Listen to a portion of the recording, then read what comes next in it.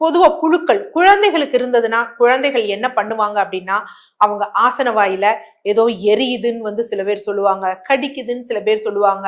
குழந்தைகள் அந்த ஆசன வாயில கைகள் வைத்து வந்து சுரண்ட ஆரம்பிப்பாங்க. ஒரு அசௌகரியம் வந்து ஃபீல் பண்ணுவாங்க. இது குழந்தைகளுக்கு மட்டுமல்ல, பெரியவங்களும் என்ன பண்ணுவாங்கன்னா, அவங்களுக்கு வார்ம் இன்ஃபெஸ்டேஷன் இருக்கலாம், மூலம்னு நினைச்சிட்டு இருப்பாங்க, எனக்கு உட்கார்ந்து இருக்கிறனால எரிச்சல் இருக்குன்னு நினைச்சு கொண்டு இருப்பவங்க இருப்பாங்க. பொதுவா இந்த வார்ம்ஸ் இருக்கிறவங்க ஈஸியா அனிமிக் ஆயிடுவாங்க. ஏன்னா அவங்க சாப்பிடக்கூடிய சத்துக்கள் பெருசா உடம்புல வந்து ஒட்டாது. சோ அப்ப வெளுத்து நோய் வந்து காணப்படும். குழந்தைகள் அப்படின்னு வந்து பாத்தீங்க அப்படின்னா ஆள் மெலிந்த தேகமா இருப்பாங்க. ஆனா இந்த கன்னங்கள் மற்றும் வந்து என்ன அப்படின்னு பாத்தீங்கன்னா அதைத்து வந்து காணப்படும். யூஸ்வலா பாட்டிகள்லாம் வீட்டுல இருந்தாங்கன்னா சொல்லுவாங்க, இந்த குழந்தை என்ன குழுப்பு புடிச்சு போய் இருக்கு அப்படின்னு சொல்றாங்க. ஸோ குழுப்ப புடிச்சு போய் இருக்கு அப்படின்னாலே அந்த குழந்தை அனிமிக்கா இருக்கு அப்படின்னு வந்து அர்த்தம். சில குழந்தைகளுக்கு கன்னங்கள்ல வெண்ணிறத்துல வந்து வட்ட வடிவமா இருக்கும், முதுகலியும் இருக்கும்.